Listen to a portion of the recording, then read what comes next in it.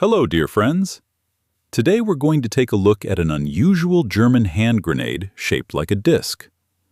It was developed several years before World War I in 1911, but at the time it did not interest the military. They returned to this design only in 1915 after gaining some experience in trench warfare. Now, however, the grenade caught the military's attention for two reasons. The disc shape theoretically allowed for long-range throws, giving the grenade a predictable flight path. In addition, it became clear during combat operations that grenades needed to be capable of detonating instantly upon impact with an obstacle. Combat experience showed that the enemy was able to throw a grenade back or, upon noticing a fallen hand grenade in time, take cover from the explosive effects. The Diskushandgranate had an instant action fuse that detonated the grenade upon impact with the ground or another solid object. The fuse in this grenade is its design highlight. It is housed in the grenade's disc-shaped body and consists of 6 radially arranged tubes converging at the center of the grenade. 4 of the tubes contain ignition caps. One tube contains a rod with a 4-pointed star-shaped striker attached to it. Below the tube with the rod is a tube containing the detonating compound. The body cavity is filled with explosive material. In fact, the grenade body consisted of 2 cast iron cups, which, upon detonation of a 130-gram charge, produced between 70 and 90 fragments.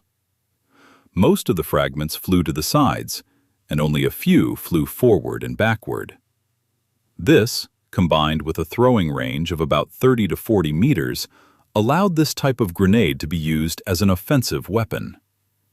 Before throwing, the soldier pulled the pin securing the rod with the striker and threw the grenade at the target.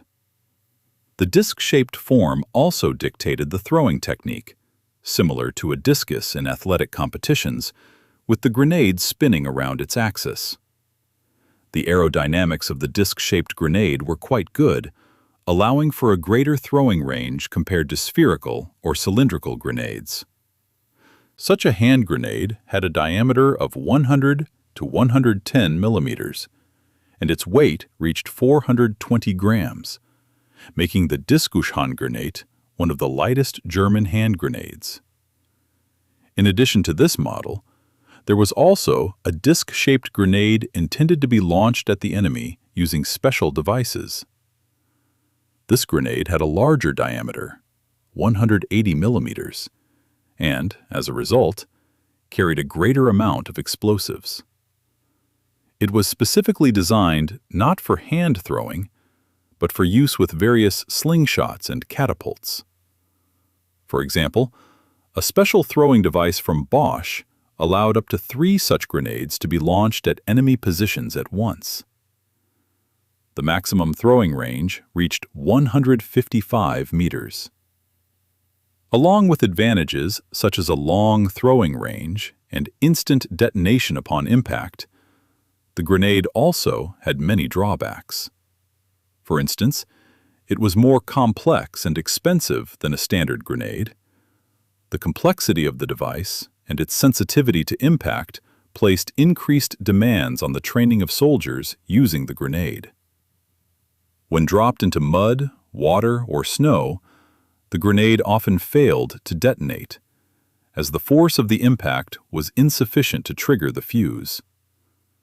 The fuse mechanism itself was large, and its dead weight significantly exceeded that of a remote fuse, which either made the grenade heavier or reduced the explosive charge.